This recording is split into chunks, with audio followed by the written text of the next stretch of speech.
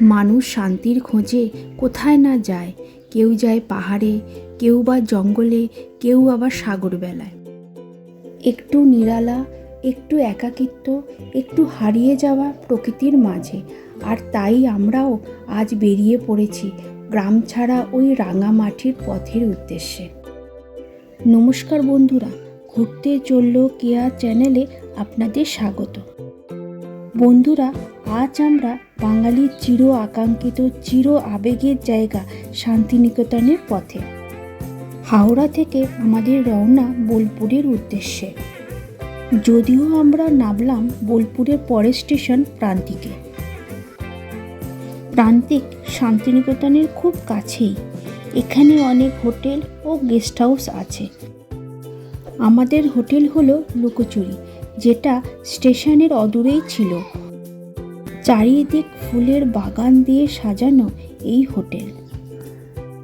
অপূর্ব সুন্দর লাগছিল চারিদিক।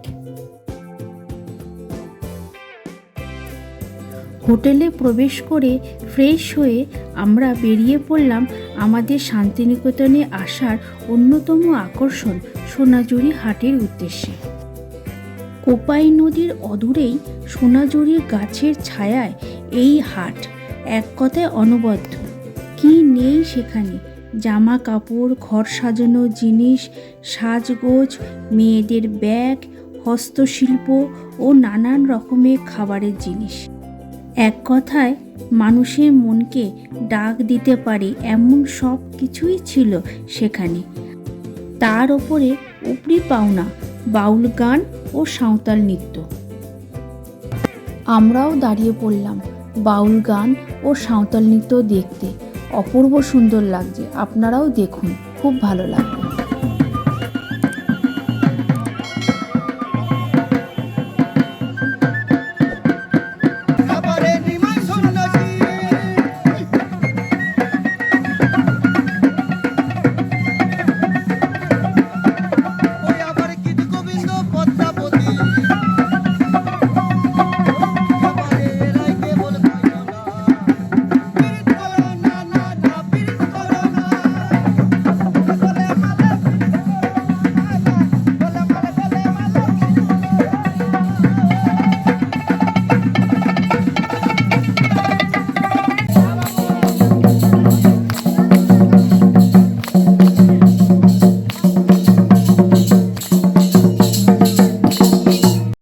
আমিও ওদের সাথে একটু তাল মিলিয়ে নিলাম।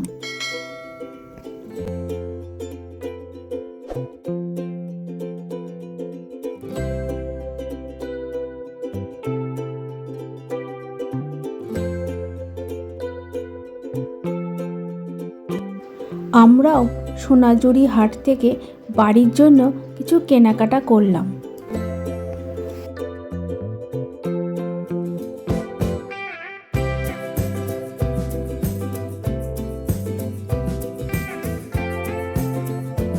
সোনাঝুরি হাটে এক প্রান্তে বেশ কয়েকটা ভালো রেস্টুরেন্ট আছে, যেমন শকুন্তলা, রামশ্যাম ও রসনাই। আমরা দুপুরের লাঞ্চটা রামশ্যাম রেস্টুরেন্ট থেকে সারলাম। খুব সুন্দর পরিবেশ, তেমনি ভালো খাবার দাবার।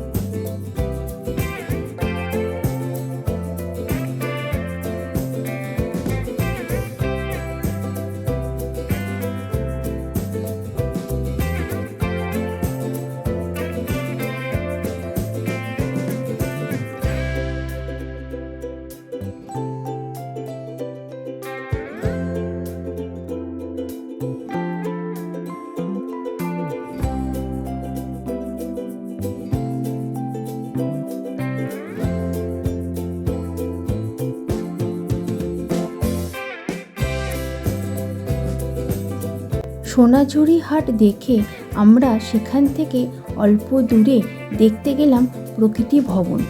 প্রকৃতিও যে কত বড় শিল্পী তা এখানে এলে বোঝা যায়। প্রকৃতি ভবন বা নেচার আর্ট মিউজিয়ামে প্রবেশের জন্য 30 থেকে 40 টাকায় টিকিট কাটতে হয়। আর এই মিউজিয়াম সকাল 10:30 থেকে বিকেল 5টা পর্যন্ত খোলা থাকে। আমরাও টিকিট কেটে প্রবেশ করলাম ভেতরে।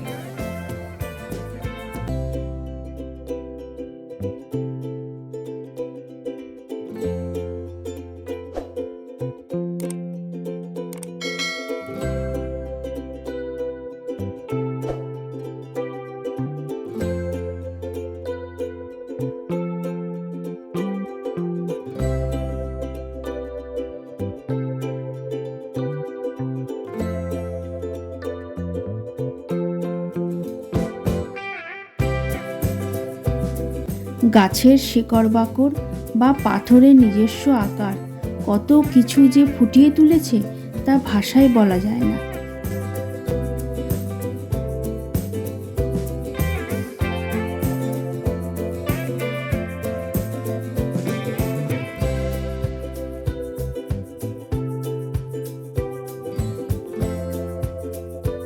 প্রকৃতি ভবনে আরও কিছুক্ষণ সময় কাটিয়ে আমরা পা বাড়ালাম বিশ্বভারতী ক্যাম্পাসের উদ্দেশ্যে।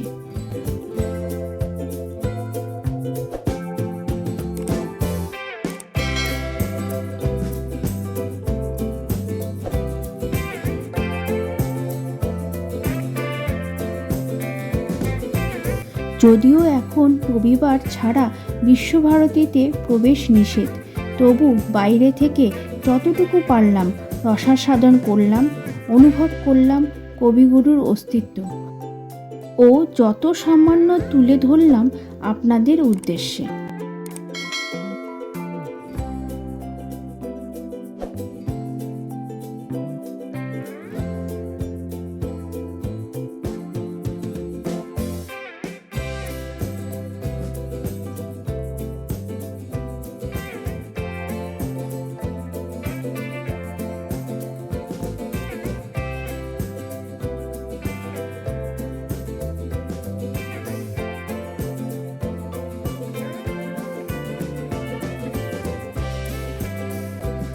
গ্রামের লাল মাটির রাস্তা, চারিদিকে সবুজের সমারোহ ও প্রাবন্ধিক যুগে স্থাপত্য ও শিল্প নৈপুণ্য মনকে কোথায় যেন নিয়ে চলে গেল।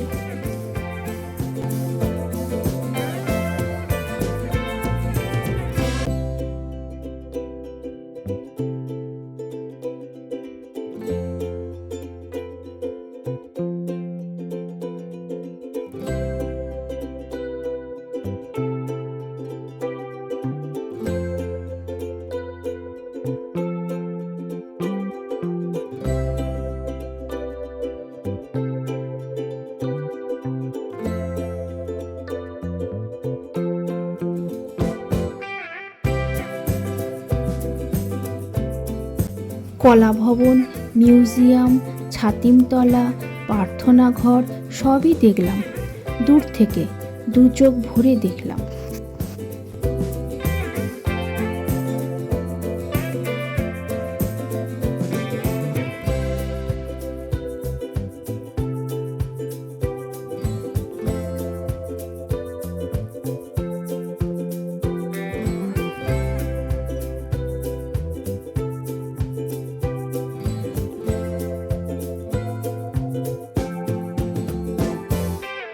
সন্ধ্যা হওয়ার সাথে সাথে মন নেচে উঠল মেলা দেখার জন্য। মেলা অর্থাৎ পৌষ মেলা, চির বিখ্যাত, চির বর্ণময়, সত্যি কি নেই সেখানে। বাদাম ভাজা থেকে ঢাকাই পরোটা, ঘরের আসবাবপত্র থেকে বাসনপত্র, নাগরদোলা থেকে ছৌ নৃত্য, সব কিছুই বিরাজমান, শুধু নেই মেলার আদি অন্ত।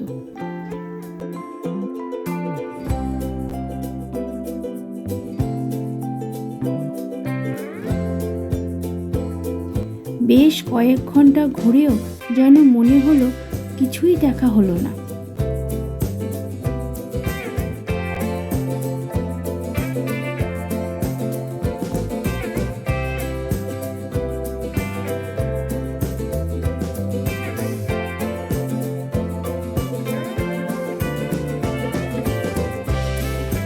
অবশেষে ক্লান্ত হয়ে পা বাড়ালাম হোটেলের দিকে। শান্তিনিকেতন সারা জীবনের মতন এক বিশাল ছাপ, এক সীমাহীন আনন্দের পরশ রেখে গেল আমাদের মনে, যার কয়েক টুকরো ভাগ করে নিলাম আপনাদের সাথে।